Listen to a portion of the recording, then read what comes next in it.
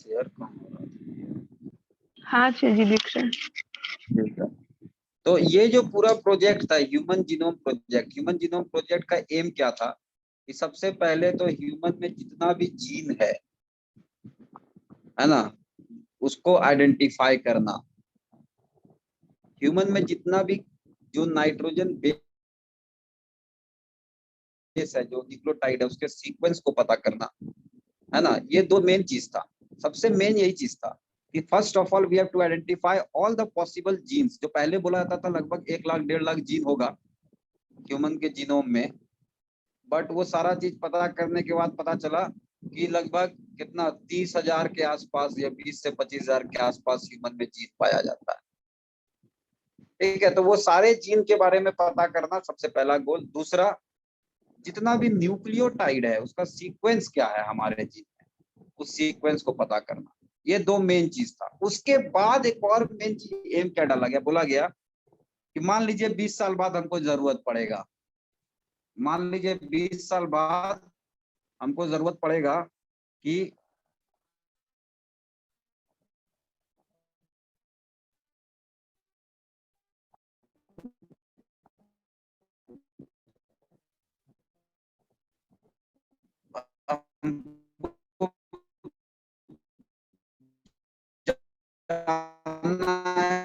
DNA sequence, तो हम क्या करेंगे, तो इसीलिए क्या बोला गया, कोई बात नहीं, हम लोग इस पूरे डाटा का डाटाबेस बनाएंगे, है ना।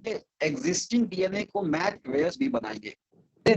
बायो इन्फॉर्मेटिक्स एक नया ब्रांच डेवलप हो गया बायोलॉजी में, which deals with the databases of biomolecules. जैसे प्रोटीन का, हर एक प्रोटीन का आज हमको पता है कि अमाइनो एसिड सीक्वेंस क्या होता है, हर एक जीन का आज हमको पता है कि उसमें न्यूक्लियोटाइड सीक्वेंस क्या होता है।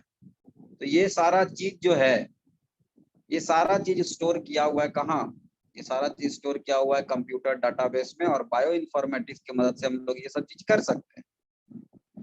तो ह्यूमन जीनोम प्रोजेक्ट शुरू किया 1990 में, 1990 में ह्यूमन जीनोम प्रोजेक्ट शुरू किया गया, और उसमें यूएस डिपार्टमेंट ऑफ एनर्जी और national institute of Maryland health का, मतलब ये सब मतलब मिला हुआ था। ठीक है, उसके बाद धीरे धीरे और भी चीज जुड़ता गया उसमें, और सारा चीज मिल करके जो तुम्हारे बुक में लिखा हुआ है, बहुत सारा चीज, मतलब बहुत सारा इंस्टीट्यूट और ऑर्गेनाइजेशन जुड़ता गया इसमें। और जुड़ने के बाद लगभग 13 साल लगा ये प्रोजेक्ट को कंप्लीट करने में। 2003 में कंप्लीट हुआ, और कंप्लीट होने के बाद हम लोग को कुछ फीचर्स पता चला, ह्यूमन जीनोम का। तो वो सेलिएंट फीचर यहाँ है। तो इसमें बोला गया ह्यूमन जीनोम के पास कितना न्यूक्लियोटाइड है, 3164.7 मिलियन न्यूक्लियोटाइड हमारे जीनोम में होता है। टोटल न्यूक्लियोटाइड कितना होता है हमारा, तो हम लोग सीधा सीधी बोलते हैं 3164 न्यूक्लियोटाइड बेसेस, है ना, या 3 × 10⁹ न्यूक्लियोटाइड बेस बोल देते हैं सीधा सीधा। उसके बाद ये बोला गया कि जो एक जीन होता है ऑन एन एवरेज 3000 बेस का एक जीन होता है। 3000 बेस करने का मतलब 3000 न्यूक्लियोटाइड, 3000 न्यूक्लियोटाइड का एक जीन होता है ऑलमोस्ट ऑन एन एवरेज। अब देखो यहाँ क्या लिखा, सबसे बड़ा जीन जो है ह्यूमन जीन, देखो ये फीचर हम लोग बात कर रहे हैं, क्लियर दिख रहा है सबको। हाँ हाँ, तो इसमें देखो सेकंड पॉइंट क्या लिखा है कि average gene consist of 3000 bases. Average gene जो होता है वो 3000 बेस का बना होता है, हालांकि साइज वेरी करता है। और सबसे लार्जेस्ट ह्यूमन जीन जो है वो डायस्ट्रोफिन प्रोटीन का है। डायस्ट्रोफिन प्रोटीन हम पढ़ाए हैं तुम लोग को मसल चैप्टर में, मसल कॉन्ट्रैक्शन वाले में। तो हाँ एक डायस्ट्रोफिन डिजीज जीन, में। हाँ, मस्कुलर डायस्ट्रोफी एक डिजीज था जिसमें डायस्ट्रोफिन जीन मतलब डिफेक्टिव होता है। तो डायस्ट्रोफिन प्रोटीन जो होता है उसमें 2.4 मिलियन बेसेस होता है, ये सबसे बड़ा जीन होता है। ठीक है, तो total number of, third point, the total number of gene estimated was 30,000 only, जो कि हम लोग सोच रहे थे 1 से 1.5 लाख के आसपास होगा, ये 30,000 जीन ही मात्र हमारे बॉडी में पाया जाता है। ठीक है, और देखो ये बोल रहा है लास्ट वाला point, almost all nucleotide bases are exactly same in all people. देखो हम यही तुम लोग को बताए थे, 99.9% न्यूक्लियोटाइड बेस जो होता है वो हम लोग में सेम है, और 0.1 डिफरेंस के कारण we are unique, we are different from each other.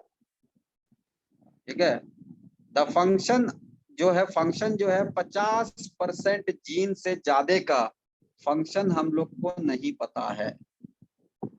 ठीक है, जितना भी जीन डिस्कवर किया गया, 30,000 जीन डिस्कवर किया गया है, तो 30,000 जीन का मात्र 2% जीन, मतलब 600 जीन, 30,000 का 2% क्या हो जाएगा, 600 जीन। तो 600 जीन मात्र जीनों प्रोटीन के लिए कोड करता है, बाकी 29,400 जीन जो है वो कोई भी प्रोटीन के लिए कोड नहीं करता। ये हम ह्यूमन का बात कर रहे हैं। ठीक है, ओके। और जो repetitive sequence make up large portion of human genome का लार्ज पोर्शन जो होता है उसमें रिपीटेड सीक्वेंस पाया जाता है, वही VNTR सब जो है। ठीक है, अब देखो यही बोल रहा है कि repetitive sequence are stretches of DNA sequence that are repeated many times, some time 100 to 1000 time. Repetitive sequence जो होता है वो DNA का स्ट्रेच है जो कि बहुत बार रिपीट होता है, 1000 से 100, 100 से 1000 टाइम रिपीट होता है। And they are thought to have no direct coding function, वो प्रोटीन नहीं बनाते हैं। क्लियर है, उनसे क्या होता है कि इवोल्यूशन, क्रोमोसोम का स्ट्रक्चर, ये सब पता चलता है कैसे क्या होता है। अब बता रहा है क्रोमोसोम 1 जिसके पास सबसे ज्यादा जीन है, दैट इज 2968 जीन, और क्रोमोसोम Y जिसके पास सबसे कम जीन होता है, दैट इज 231 जीन। क्लियर है, और लास्ट पॉइंट सबसे इंपॉर्टेंट है, साइंटिस्ट अपने जीनोम में, हम लोग के जीनोम में 1.4 मिलियन लोकेशन ऐसा पाया है, मतलब 14 लाख साइट्स है, साइट्स मतलब लोकेशन, जहां पे सिंगल न्यूक्लियोटाइड पॉलीमॉर्फिज्म देखने को मिलता है। मतलब सिंगल न्यूक्लियोटाइड पॉलीमॉर्फिज्म मतलब जीनोम में उस लोकेशन पे एक न्यूक्लियोटाइड का चेंज होगा। ऐसा 14 लाख जगह है हमारे जीनोम में, जहां पे दो इंडिविजुअल को हम कंपेयर करेंगे तो उस लोकेशन पे दो इंडिविजुअल के जीनोम में एक न्यूक्लियोटाइड का डिफरेंस होगा। जैसे सपोज कर लो हम अपना और अमन का जीनोम कंपेयर करेंगे, तो हमारे और अमन के जीनोम में 14 लाख पोजीशन ऐसा होगा जहां पे एक न्यूक्लियोटाइड के बेसिस पे डिफरेंस होगा। जैसे एक जगह पे मेरे में A है तो अमन के जीनोम में D हो सकता है, अमन के जीनोम में G है तो मेरा वहां पे C है। तो उस तरीका से 14 लाख ऐसा पोजीशन होता है where you can see single nucleotide polymorphism. ठीक है, और इन सारे इंफॉर्मेशन से बहुत रिवॉल्यूशनरी चेंजेस आया, जेनेटिक डिजीज को समझने में मदद मिल रहा है, उसको ट्रीट करने में मदद मिल रहा है, और इवोल्यूशनरी चेंजेस को भी समझने में हम लोग को मदद मिल रहा है। तो ये सेलिएंट फीचर है ह्यूमन जीनोम का जिसको तुमको याद रखना होगा। ठीक है, ये तुमको याद रखना होगा। अब जो चीज तुमको समझना है वो है मेथोडोलॉजी, ये इंपॉर्टेंट चीज है। देखो मेथोडोलॉजी है क्या, बेसिकली मेथोडोलॉजी कहने का मतलब हुआ कि बाकी सब चीज तुम लोग पढ़ ही लोगे, ये तुमको समझना पड़ेगा थोड़ा सा। मेथोडोलॉजी कहने का मतलब ये हुआ कि क्या प्रोसेस अपनाया गया, ह्यूमन जीनोम को पूरा सीक्वेंस करने के लिए क्या प्रोसेस अपनाया गया, है ना। तो ये प्रोसेस क्या अपनाया गया, देखो इसमें क्या किया गया, हम पहले तुमको ओरली बताते हैं। इसमें क्या किया गया, ह्यूमन जीनोम के छोटे छोटे टुकड़े को, है ना, ह्यूमन जीनोम को छोटे छोटे टुकड़े को बैक्टीरियल आर्टिफिशियल क्रोमोसोम और ईस्ट आर्टिफिशियल क्रोमोसोम, देखो ये बैक्टीरियल आर्टिफिशियल क्रोमोसोम और ईस्ट आर्टिफिशियल क्रोमोसोम जो होता है, ये एक तरह का हम लोग बोल सकते हैं कि DNA का सेगमेंट ही है जो मेरे जीन ऑफ इंटरेस्ट को एक जगह से लेकर के दूसरे जगह जाता है। मतलब वेक्टर बोल सकते हैं लोग। वेक्टर मतलब क्या होता है, बायोलॉजी में वेक्टर का मतलब होता है वैसा चीज जो कैरी करे किसी चीज को, कैरी करे, है ना।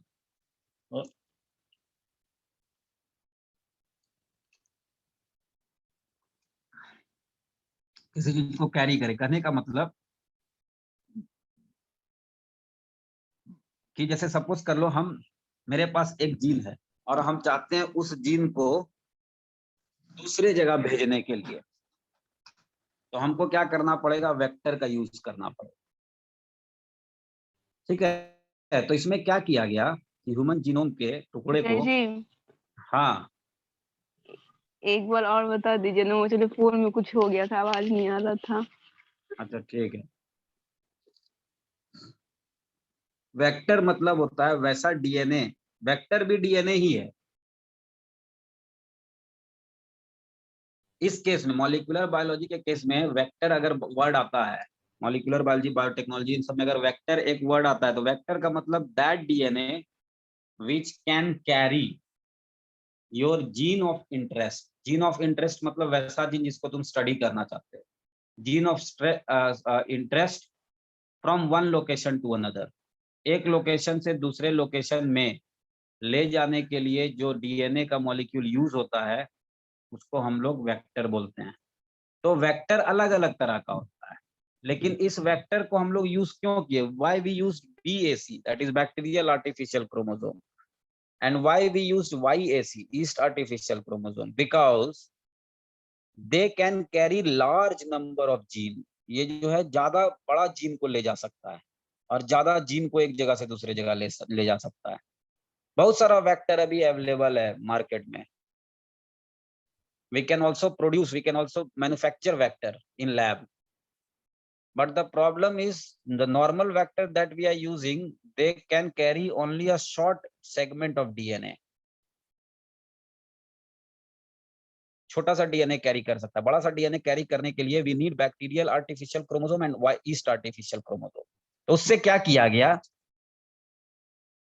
क्या कहते हैं इसका, ह्यूमन का जीन लिया गया, बैक्टीरियल आर्टिफिशियल क्रोमोसोम में डाल दिया गया, और फिर बैक्टीरियल आर्टिफिशियल क्रोमोसोम में डालने के बाद उसको बैक्टीरिया में इंसर्ट करा दिया गया। रुको, अब हमको थोड़ा बोर्ड का यूज लगेगा, तो हम स्क्रीन शेयरिंग बाद में, देखो इसमें जितना भी तुम देख रहे हो, EST that is express sequence tag, sequence annotation, BAC YAC, ये सारा चीज हम तुमको बता देते हैं, तो तुमको समझ में आ जाएगा कि कैसे कैसे काम होगा। ठीक है,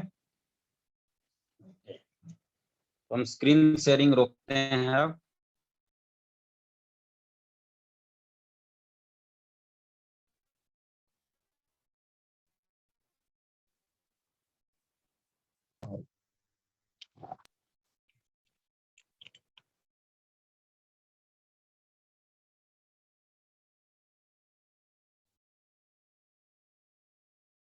देखो क्या किया गया, जो हमारा ह्यूमन जीनोम था, सपोज कर लो जैसे ह्यूमन जीनोम, ठीक है, इसको छोटे छोटे पीस में तोड़ दिया गया, काट दिया, फ्रैगमेंट्स बना दिया गया। ठीक है, अब इस फ्रैगमेंट को देखो क्या किया, सपोज कर लो दिस इज BAC और YAC, BAC और YAC, BAC और YAC stands for bacterial artificial chromosome and yeast artificial chromosome. ठीक है, देखो BAC YAC, इसमें क्या किया गया, ह्यूमन के जीन को इंसर्ट कर दिया गया, यहाँ पे ह्यूमन के जीन को, ये ह्यूमन का जीन है, इंसर्ट कर दिया गया।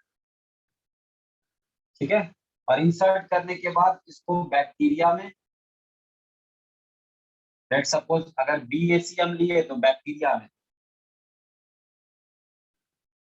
और अगर YAC लिए तो हम लोग ईस्ट में, इसको डाल दिए।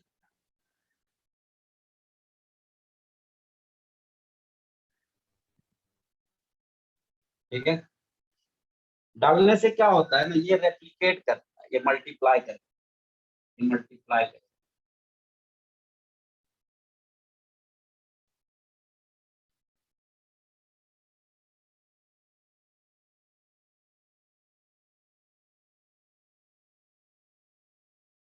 ठीक है, मल्टीप्लाई करने से क्या हुआ, जब इसका BAC और YAC जब मल्टीप्लाई करेगा तो उसके साथ साथ लगा हुआ मेरा ह्यूमन जीन भी मल्टीप्लाई करेगा, करेगा कि नहीं, है ना। और इसके साथ साथ हमको एक जीन का मल्टीपल कॉपीज मिल जाएगा। हम एक जो जीन डाल लेते हैं वो कितना हो गया, 3 हो गया। इसी तरीका से मल्टीपल नंबर में बढ़ता जाएगा, है ना, बढ़ता जाएगा। और बढ़ता के कारण we will have a amplified number of our required gene. हमारे पास जो रिक्वायर्ड जीन जो हम ये स्टडी कर रहे थे इसका मल्टीपल नंबर। तो what we got from this, we got amplified. ये यूज हम क्यों किए, why we use PAC and YAC to get या to amplify the gene, number. ठीक है, जो जीन हम स्टडी करना चाह रहे हैं उसके संख्या को बढ़ाने के लिए हम लोग यूज किए BAC और YAC। क्लियर है, समझ में आया क्या है ये बात। हाँ सर। किसी को जरा सा कंफ्यूजन है तो पूछ लो।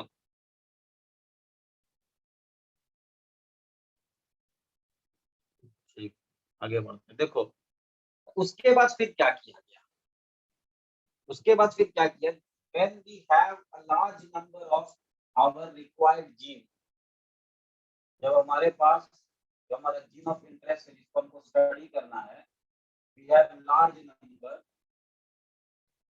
then we went for sequencing। Sequencing एक सैंगर मेथड होता है। सैंगर नाम का एक साइंटिस्ट था, फ्रेडरिक सैंगर। ये सैंगर साइंटिस्ट जो है न्यूक्लियोटाइड के सीक्वेंस को पता करने के लिए एक मेथड दिया। अब हमारे पास मशीन आ गया है that operates on Sanger principle, जो कि तुमको within few hours sequence बता देगा कोई भी जीन का। लेकिन उस टाइम में वो सीक्वेंसिंग मशीन नहीं था, हम लोग को लैब प्रोटोकॉल फॉलो करके सीक्वेंस पता करना होता था, और वो मेथड सैंगर ने डेवलप किया। तो हम लोग सीक्वेंसिंग करते थे using Sanger method. Sanger method को यूज करके सीक्वेंसिंग किया गया, and what we got sequence of all gene, सारे जीन का सीक्वेंस हमको पता चला। And then we arrange it, और तब हम लोगों ने इसको अरेंज किया। अरेंज करने के बाद we got a sequence of genome. We got what, sequence of genome. तो जीनोम का जो सीक्वेंस हमको मिला, देखो समझना, आप देखो बात समझ में आया क्या क्या हुआ। First of all the genome is cut into smaller pieces and each piece were amplified using BAC or YAC. Then from that gene using Sanger method sequence were determined and they were arranged to produce the sequence of genome. Let's suppose A, B, C, D, A, G, G, A, B, C, A, G, A,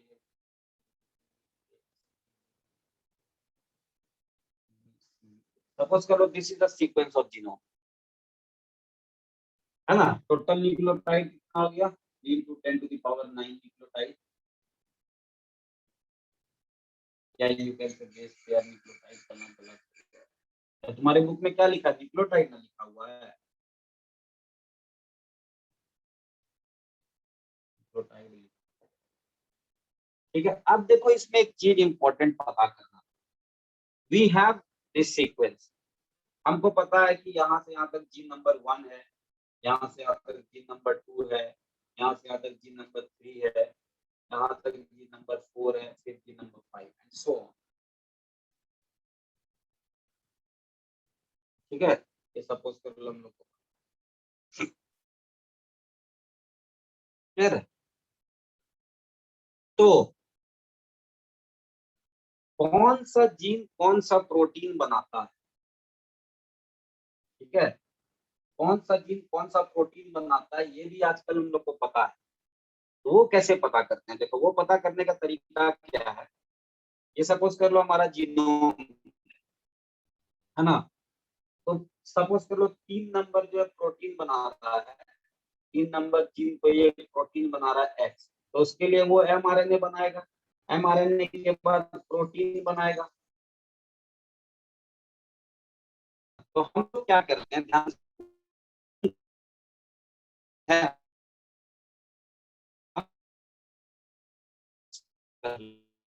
कोई एक cell है suppose कर लो, और cell में ये nucleus है, तो हम क्या करेंगे, इस न्यूक्लियस से पूरा आरएनए एक्सट्रैक्ट करेंगे, पूरे सेल से, न्यूक्लियस से क्या, पूरे सेल से हम लोग आरएनए एक्सट्रैक्ट, कौन सा आरएनए एक्सट्रैक्ट करेंगे, वी विल एक्सट्रैक्ट mRNA, ठीक है, and then we will get to know the sequence of mRNA।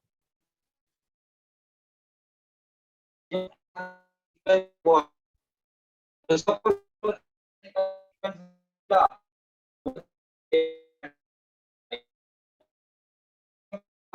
Sequence मिला यू ए सपोज करो ये सीक्वेंस, तो हम देखेंगे इसका कॉम्प्लीमेंट्री सीक्वेंस किस जीन का, हम देखेंगे इसका कॉम्प्लीमेंट्री सीक्वेंस किस जीन का है, तो हम इस जीन को जीनोम में मार्क कर दिए, और एक्स प्रोटीन, क्लियर है, और इसी को हम लोग बोलते हैं express sequence tag. Express express करने का मतलब क्या हुआ, याद करो, हम पहले बताए थे, एक्सप्रेशन जहां भी वर्ड आएगा मतलब कि डीएनए से आरएनए बना, आरएनए से प्रोटीन, तो ये एक्सप्रेस सीक्वेंस टैग करने का मतलब ये सीक्वेंस को हम टैग कर दिए which is express in form of mRNA and then it will form protein, ठीक है। तो इस तरीका से हम लोग क्या किए, ईएसटी करते करते पूरे जीनोम के सीक्वेंस को एनोट कर कि कौन सा सीक्वेंस यहाँ पे, कौन सा सेट ऑफ सीक्वेंस जीन कौन सा प्रोटीन बनाएगा, है ना, और then we have a database, सारा इंफॉर्मेशन हम लोग डाटाबेस में इनपुट कर दिए, और now on net you have, इसी तरीका से मेथोडोलॉजी काम करता है।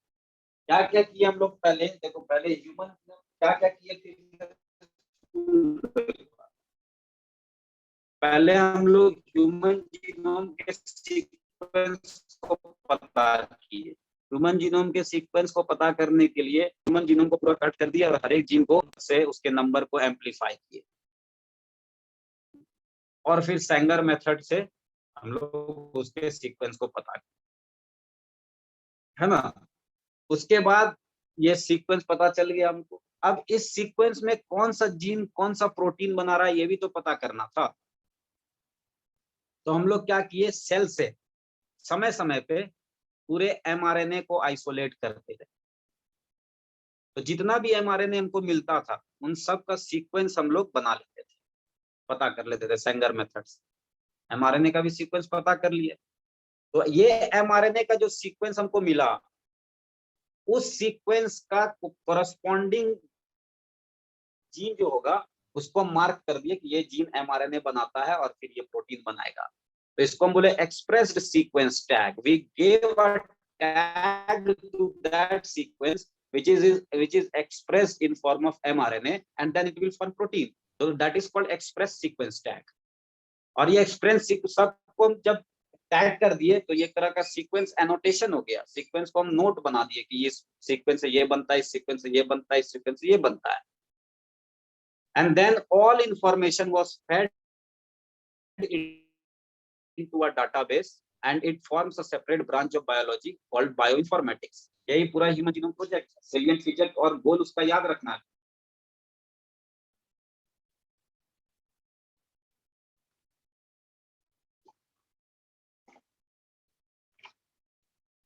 किसी को कुछ पूछना है तो 1 मिनट वेट करो, हम वॉशरूम से आते हैं।